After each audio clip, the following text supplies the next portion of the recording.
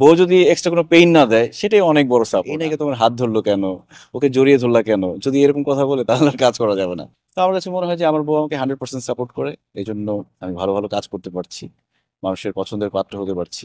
এবং একইভাবে আমার বউকেও আমি অনেক সাপোর্ট করি। লাইক ও যখন কাজ করে, ব্র্যান্ড প্রমোশন যখন করে, তখন আমার কাছ থেকে অনেক সাপোর্ট পায়। আর সব থেকে বড় কথা হচ্ছে ও অনেক অনেক অনেক হার্ড ওয়ার্কিং। সে নিজে ছবি এডিট করে, ভিডিও এডিট করে, যেগুলো আমি দেখি আমার কাছে খুব অবাক লাগে যে আমি নিজেই করতে পারবো না, ও নিজে নিজে করে।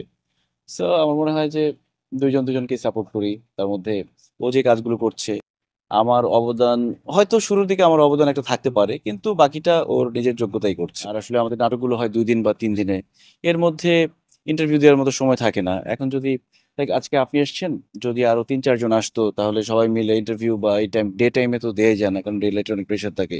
এটা একটা পার্সোনালি আমার কাছে খুব বেশি পছন্দও না, কারণ হচ্ছে অনেক পার্সোনাল কোয়েশ্চেন করে, যে কোয়েশ্চেনটা আমার পছন্দ না আপনি ধুম করে এটা করে ফেললেন।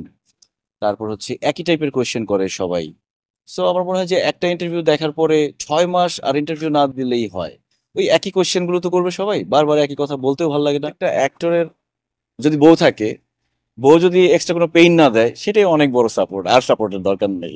যদি পেইন দেয় যে না, এই নায়িকার সাথে কাজ করতে পারবো না, ওই নায়িকার সাথে কাজ করতে পারবো না, এই নায়িকা তোমার হাত ধরলো কেন, ওকে জড়িয়ে ধরলা কেন, যদি এরকম কথা বলে তাহলে আর কাজ করা যাবে না। সো এগুলো না বলা মানে হচ্ছে অনেক সাপোর্ট। সেটা নিয়ে ডিসকাস করে যে এটা এরকম কেন হলো, তুমি তো আরেকটু এরকম ভাবে করতে পারতা। ও হচ্ছে কে ড্রামা অনেক পছন্দ করে, কোরিয়ান ড্রামা এগুলো দেখে। সো বলে যে এরকম কেন হয় না তোমাদের গল্পগুলো। আমি বলছি, এরকম তো আমাদের আসলে লোকেশন, বাজেট, সময় সবকিছু মিলে অ্যারেঞ্জ করা যায় না। তারপরে ও এক্সপেক্ট করে যে নাটকগুলো যদি এরকম হতো তাহলে আরো বেশি সুন্দর লাগতো দেখতে। তো আমার কাছে মনে হয় যে আমার বউ আমাকে 100% সাপোর্ট করে, এই জন্য আমি ভালো ভালো কাজ করতে পারছি, মানুষের পছন্দের পাত্র হতে পারছি। এবং আমার কাছে মনে হয়েছে আমি আমার লাইফের শুরুর দিকে আমি 3টা সিনেমা করেছিলাম। আহ, অল্প অল্প প্রেমের গল্প, বেইলি রোড, রূপগাওয়াল, এরকম 3টা সিনেমাই হচ্ছে উম 3জন ডিরেক্টরই তাদের শুরুর সিনেমা ছিল এটা। মানে সিনেমার অভিজ্ঞতার দিক থেকে তাদেরও শুরু, আবার আমারও শুরু। এরকম একটা শুরু শুরু মিলে খুব একটা ভালো কিছু হয়ে ওঠেনি। তো এই জন্য হয়তো মানুষজন পছন্দ করেনি। ভালো কিছু হলে অবশ্যই পছন্দ করতো। তো সেখান থেকে আমি আসলে সিনেমা থেকে সরে আসি, যে সিনেমা যেহেতু আমাকে পছন্দ করছে না, আমি যেহেতু অভিনয়টা করতে চাই তাই নাটকে ট্রাই করলাম।